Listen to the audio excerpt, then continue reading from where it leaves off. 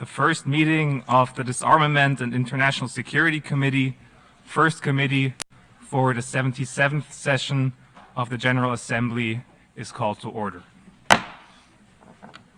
I would like to remind all delegates that you're strongly encouraged to wear a face covering at all times in public spaces and in the conference room, except when directly addressing the meeting.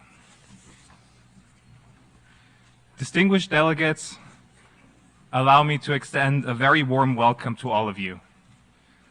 I now invite the committee to consider agenda item 5, elections of the officers of the main committee, in order to elect the chair of the committee.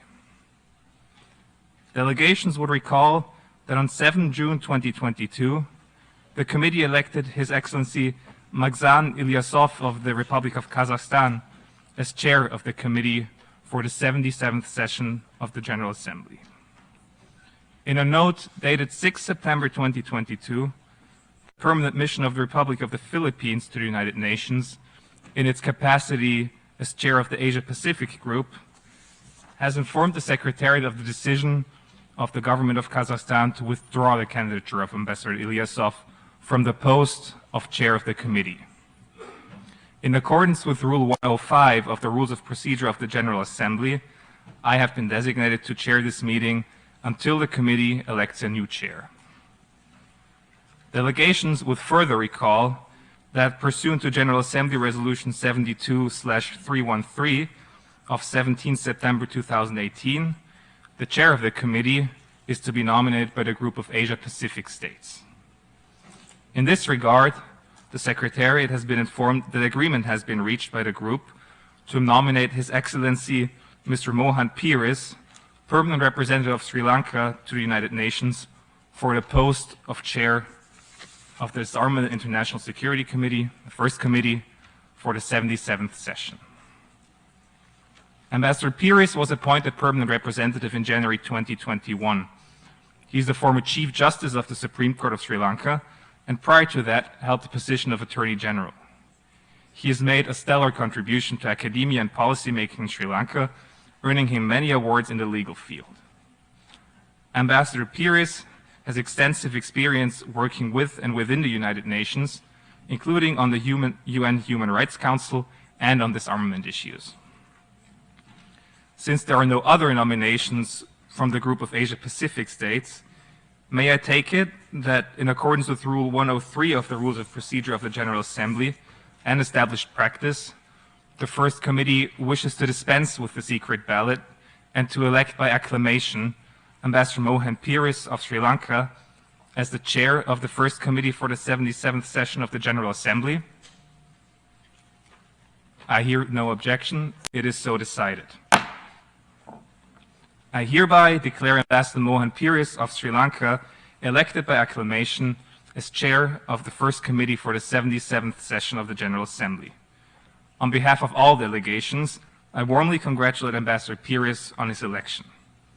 I am certain that he will receive the support and cooperation of each and every delegation in executing his mandate to guide the work of the current session of the First Committee. I invite His Excellency to the podium to preside over the meeting. Distinguished delegates, I should like to express my deepest appreciation to all member states for the privilege and distinction they have bestowed upon my country and on me personally through my election as chair of this very important committee of the General Assembly. I am indeed honored and deeply indebted to all of you for the trust and confidence you have placed in me. I wish to assure all delegations that I shall do my utmost to discharge my responsibilities to ensure that our work is carried out efficiently and that our endeavors are met with success. I hope that our deliberations will be guided by a spirit of consensus and understanding.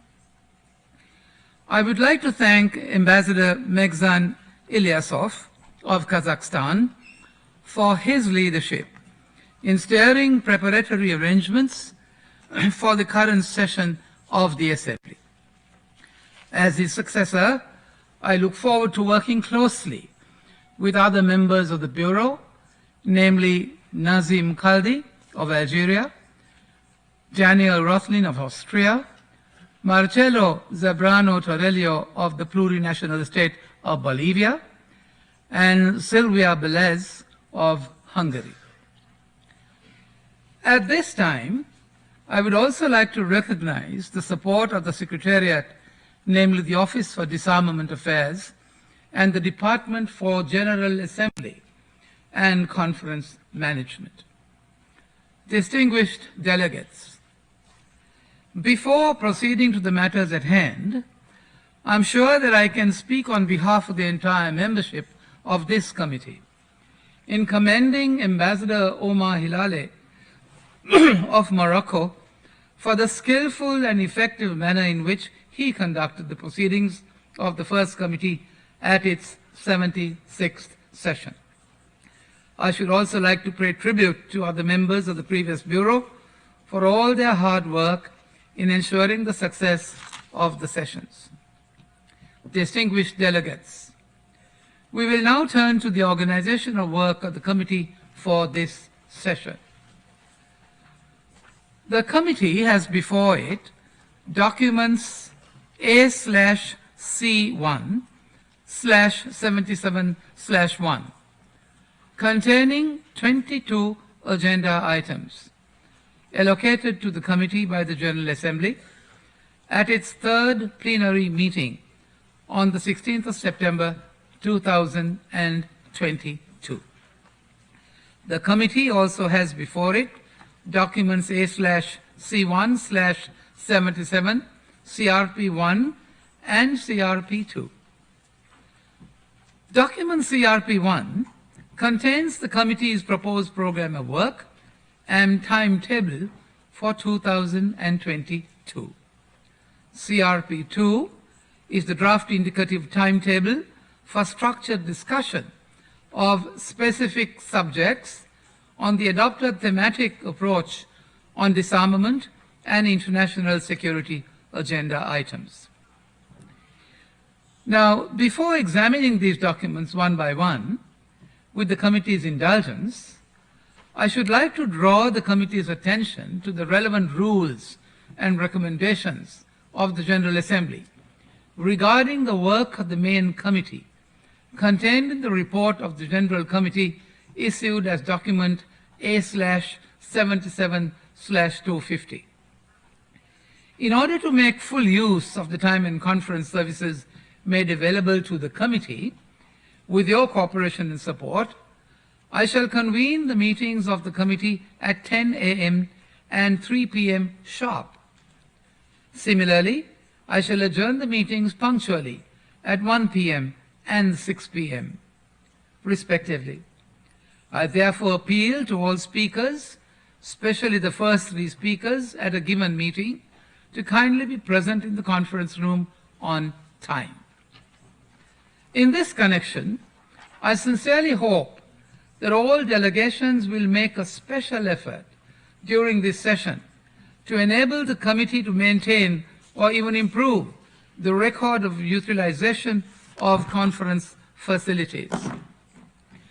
I should like to remind members that the Assembly has decided to continue its practice during the session of waiving the requirement that at least 1/4 of the members be present to declare a main committee meeting open and permit the debate to proceed. The Assembly made this recommendation on the understanding that such a departure from the rules did not involve any permanent change in the proceedings of the provisions of Rules 67 and 108 of its Rules of Procedure. Returning to the organization of work of the committee and the agenda items allocated to the committee as contained in document A/C1/77/1, I would like to draw the attention of the members of the committee to the following. Some portions of the annual report of the International Atomic Energy Agency which is to be considered directly in plenary meetings under item 89, deal with the subject matter of item 99, and that's general and complete disarmament. I understand that the Assembly is still to determine the date of consideration of the report of the IAEA. Once that is decided, it will be communicated to each one of you. Agenda item 124, entitled Revitalization of the Work of the General Assembly, is allocated to the first committee for the purpose of discussing its working methods, as well as considering and taking action on its tentative program of work for the committee's next session in 2023. Agenda item 139, program planning, is allocated to all the main committees and the plenary of the General Assembly. This is to enhance discussion of evaluation, planning, budgeting, and monitoring reports. In connection with these two agenda items, the attention of the committee is invited to a note by the Secretariat contained in document A/C1/77-INF/4, which highlights relevant provisions of General Assembly Resolutions 75/325 on revitalization of the work of the General Assembly and 76/236 on program planning. Distinguished delegates, let us now turn our attention to the committee's proposed program of work and timetable, as outlined in document A/C1/77-CRP1, and which is based on General Assembly Decision 76/519 of the 6th of December 2021. As indicated in CRP1, the first committee will commence its substantive work on Monday, the 3rd of October. It will hold a total of 28 meetings and should conclude its work by the 4th of November, as approved by the General Assembly.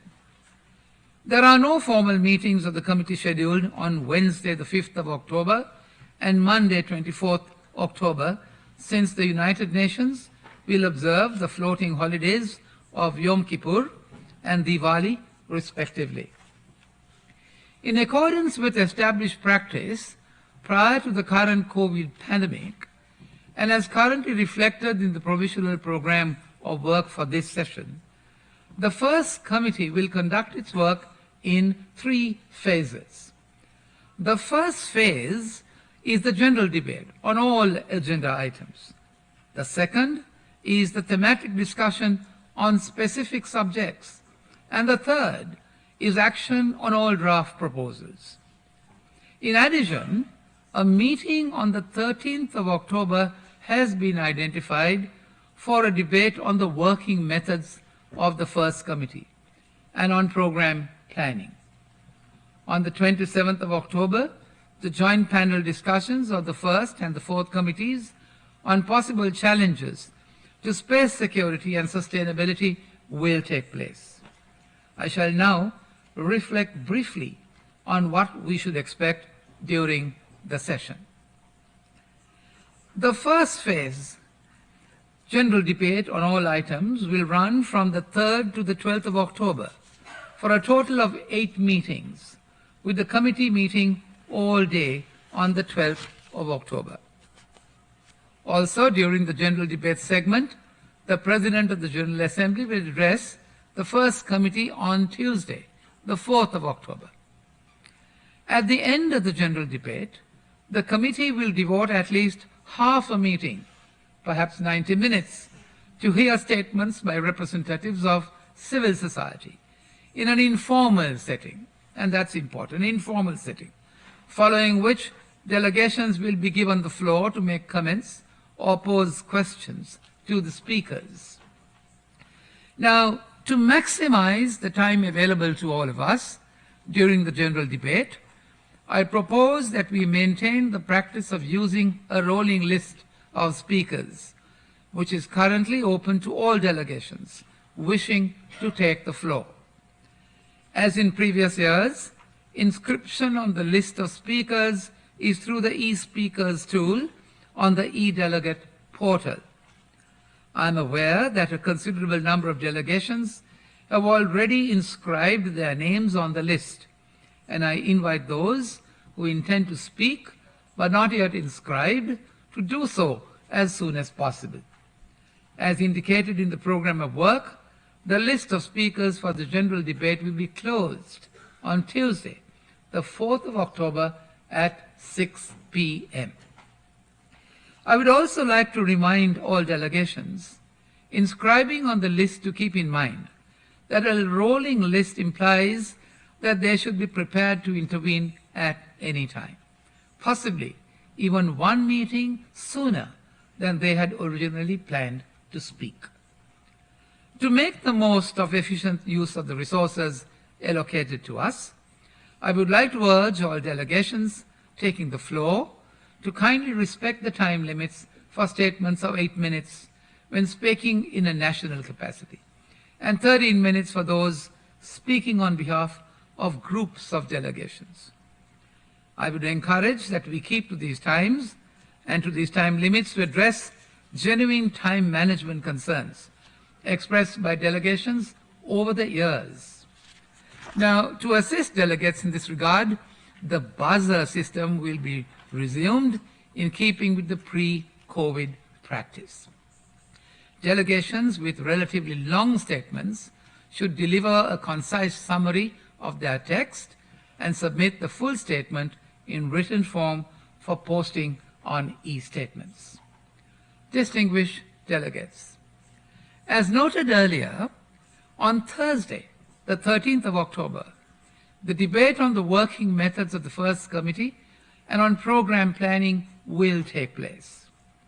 In accordance with operative paragraph 16 of the General Assembly, for Resolution 76/236, whenever the Committee for Program and Coordination cannot provide conclusions and recommendations on a given sub-program or program of the proposed program budget, the plenary or the relevant main committee or main committees of the General Assembly responsible for those mandates will consider the said program or program at the very start of its session in order to provide any conclusions and recommendations to the Fifth Committee at the earliest opportunity and no later than 4 weeks after the start of the session for timely consideration by the Fifth Committee.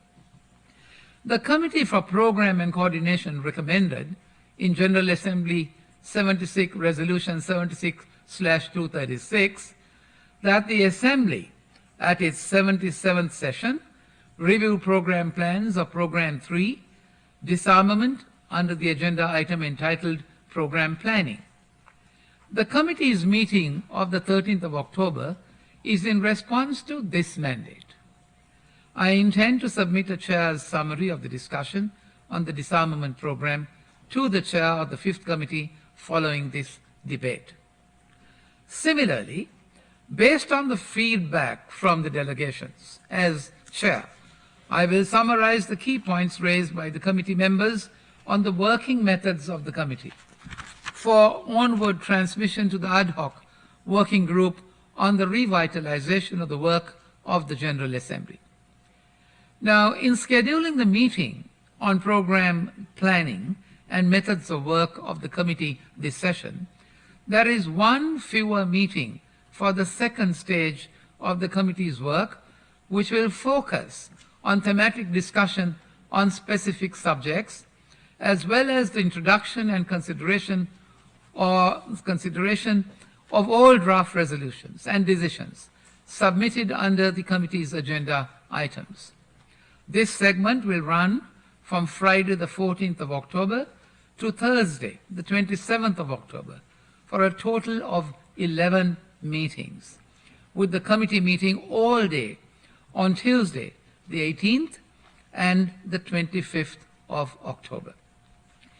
In line with the committee's established practice, the details of the program of work for our thematic segment are contained in the indicative timetable outlined in document A/C1/77/CRP2.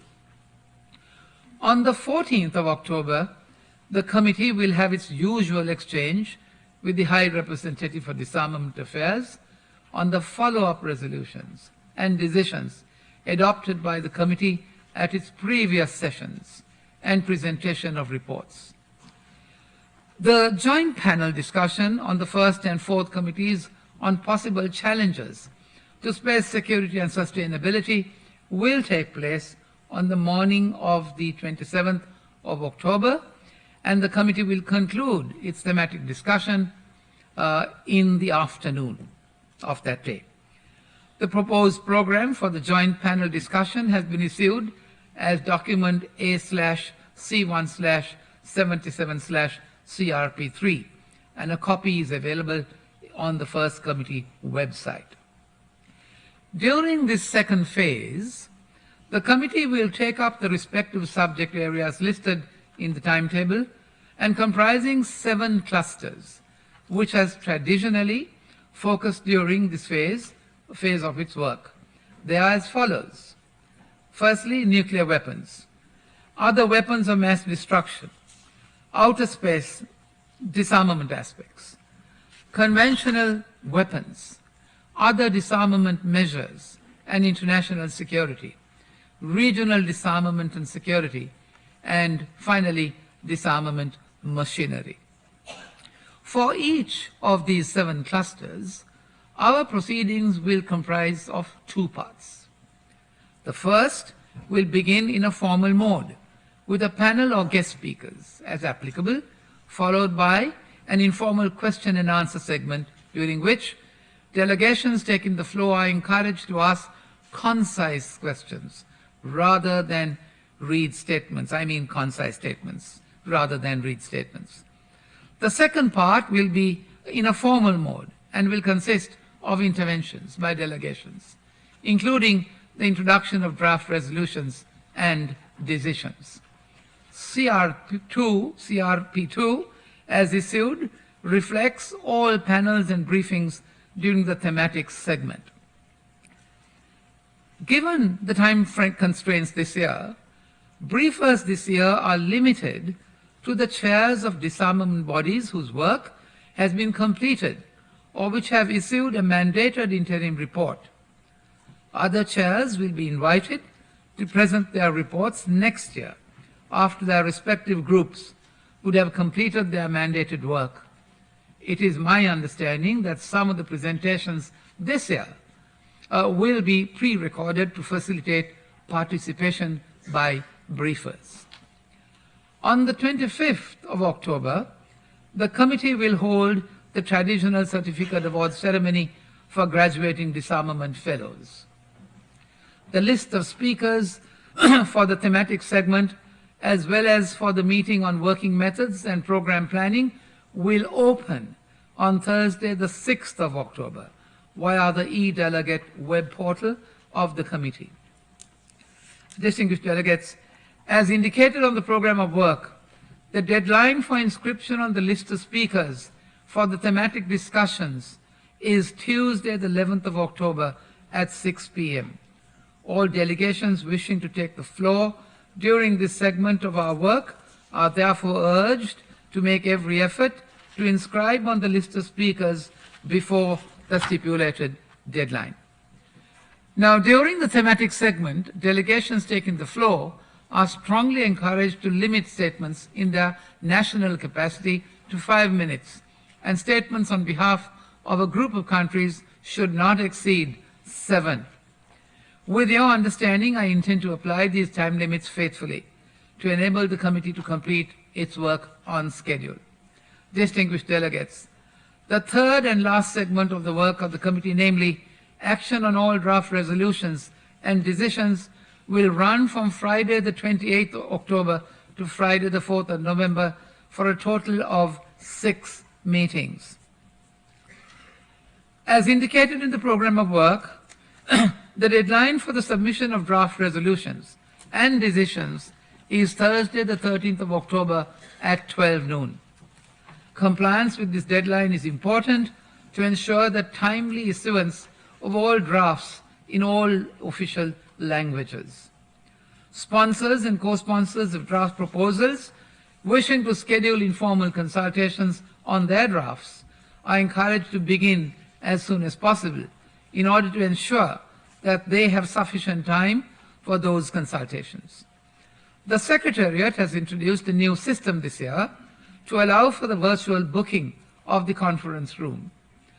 Given the ongoing COVID-19 pandemic, delegations may wish to consider also convening virtual informal consultations whilst ensuring that they do not clash with those listed in the schedule circulated by the Secretariat. Now, taking into consideration the lessons learned from the committee's experience over the years on the need for early determination of the program budget implications, the PBI, of the draft resolutions and decisions before the committee, delegations organizing informal consultations on their drafts are encouraged to engage Secretariat officials in the Office of Disarmament Affairs and the committee secretary for guidance. At the same time, I would like to remind all delegations of the views expressed by the ACABQ regarding the use of the phrase, quote, within existing resources, close quotes, as set out in document A/54/7.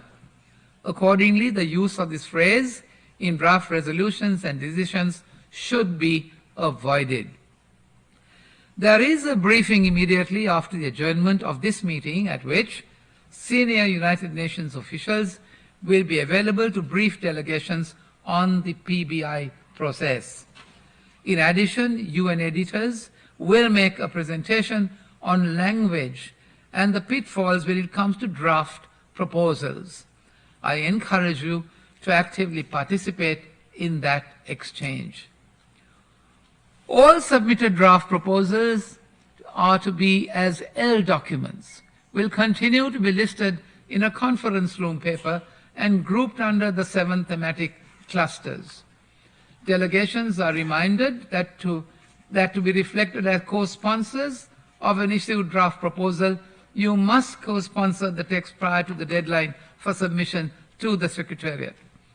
Delegations are further reminded that sponsoring of draft proposals will continue through the e-sponsorship tool on the e-delegate portal.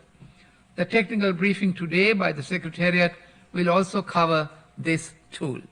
Distinguished delegates, during the action phase, the committee will continue to be guided by the informal papers issued by the Secretariat and containing the draft resolutions and decisions on which action will be taken each day. These informal papers will be revised by the Secretariat on a daily basis to reflect the drafts that are ready for action and each of the remaining meetings. In this regard, I propose that the committee retain the procedure it has followed in previous years, and by which draft resolutions and decisions are grouped under the 7 thematic clusters.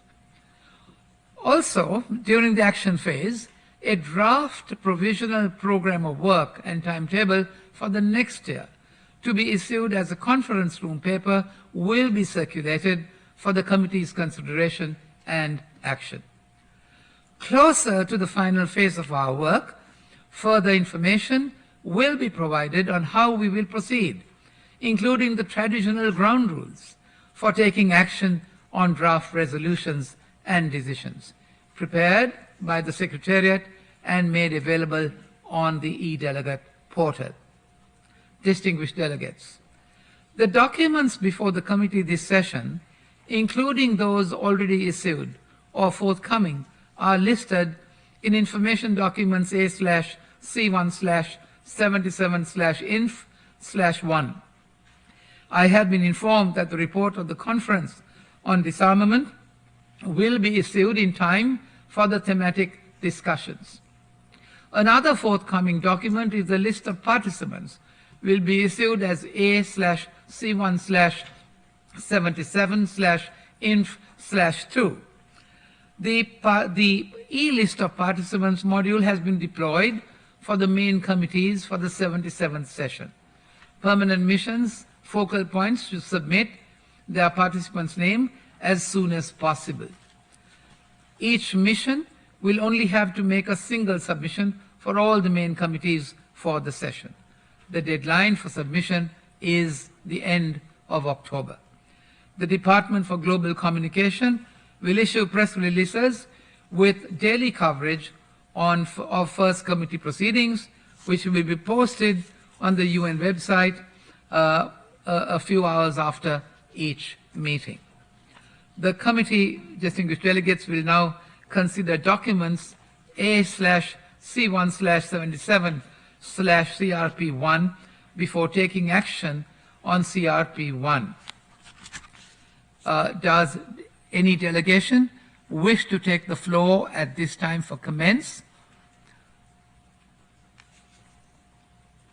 or question on the information I have provided so far regarding the organization of the committee's work for this session? Should I give it the floor? Right. I see that there is the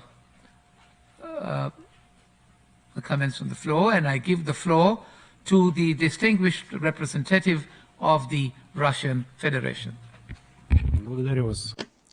Thank you very much, Chair. We'd like to express our gratitude and congratulations to you on your election. Now, on the discussion of organisational issues, we'd like to register for the record for today's meeting that the Russian delegation is still experiencing problems receiving American visas, and this is a real hindrance to our work. We'd like to recall that in line with the 1947 Headquarters Agreement, the US is obliged to provide free access to the UN headquarters to all official representatives of member states without exception, and provide them with a visa free of charge and as soon as possible.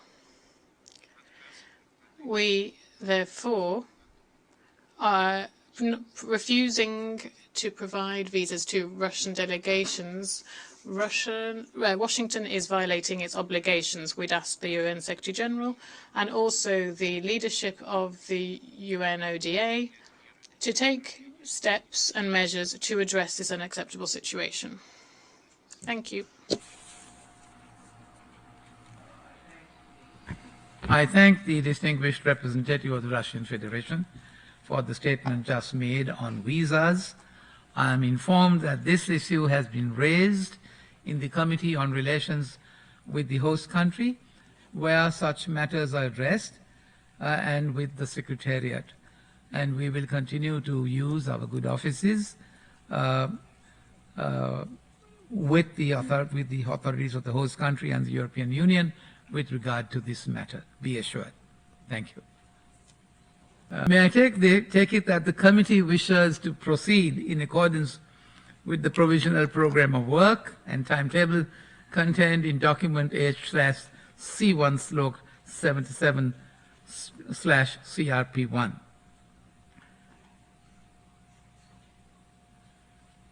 I hear no objection. It is so decided.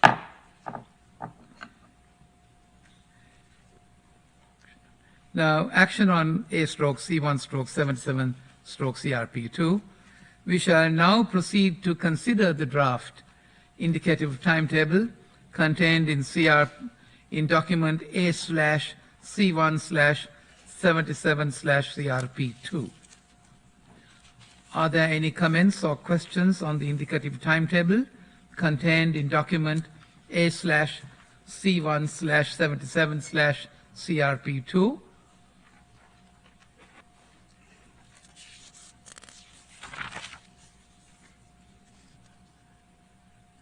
I hear no objection. May I take it that the committee wishes to proceed in accordance with the draft indicative timetable, contained in document A/C1/77/CRP2. I hear no objection. It is so decided. Now, on the question of explanations of vote and rights of reply, I would recall the briefing on organizational arrangements for the committee, which was held on the 16th of September 2022, and during which the Bureau proposed the following measures on an exceptional basis and without setting any precedent, given the record number of statements and draft proposals expected this year. Firstly, it is proposed that statements in the exercise of the right of reply do not exceed 5 minutes for the first intervention and 3 minutes for the second. Statements in exercise of the right of reply delivered in person will continue to be included in the verbatim records and will continue to be heard at the end of each meeting or at the end of the day if 2 meetings are scheduled for that given day. Secondly, it is proposed that explanations of vote be limited to 5 minutes. Longer statements can be submitted to e-statements for the record. Now, in line with the decision taken by the Assembly on the 16th of September, upon the recommendation of the General Committee, points of order shall be limited to 5 minutes. May I take it that the committee wishes to proceed in accordance with the proposed modalities as I outlined? I hear no objection. It is so decided. Can I now make a reference to special invitees? Distinguished delegates, the Bureau has received a request for the Secretary General of the Conference on Disarmament and personal representative of the Secretary General of the United Nations, Tatiana Valavoya, to address the first committee during the 77th session of the first committee. After consulting within the respective regional groups, it is proposed that Mrs. Valavoya addresses the first committee on Wednesday, the 12th of October, at the end of the general debate. May I take it that the committee decides to hear an address by the Secretary General of the Conference on Disarmament? I hear no objection. It is so decided. Distinguished delegates, before we adjourn, I would like to draw your attention once again to Agenda Item 5, entitled Election of the Officers of the Main Committee, and to Rule 99A of the Rules of Procedure, which reads as follows. All the main committees shall, at least 3 months before the opening of the session, elect a chairman. Elections of the other officers provided for in Rule 103 shall be held at the latest by the end of the first week of the session. Now, in this connection, the General Assembly, in its resolution 72/313 of the 20th of September 2018, decided to establish the pattern for the rotation of the chairs of the main committees for the forthcoming 10 sessions of the General Assembly, namely for the 74th to the 83rd session. In accordance with the annex to this resolution, the chair of the first committee will be nominated by the group of Eastern European states for the 78th session in 2023. In light of this provision, I would like to propose that the first committee consider this item sometime in May or June of 2023, about 3 months before the opening of the 78th session of the General Assembly. If I hear no objection, may I take it that the committee wishes to proceed accordingly. I hear none. It is so decided. Distinguished delegates, I see no requests or further requests for the floor, and I therefore propose to adjourn this meeting at this time. Now, in accordance with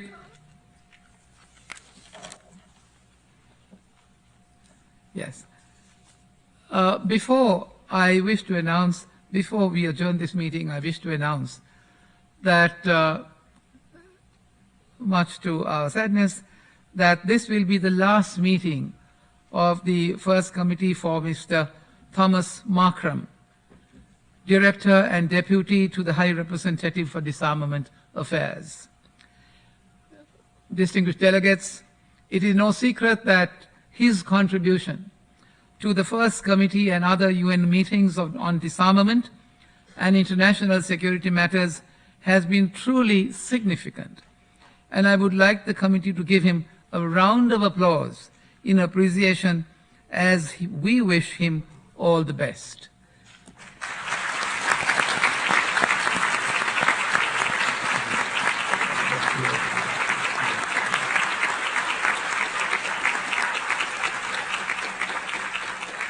I would like to probably add, by adding a little from Rudyard Kipling to Mr. Markram, and say, something the end, some work of noble note may yet be done. And we expect you to be with us much longer in some capacity or another. Thank you. Right. Thank you.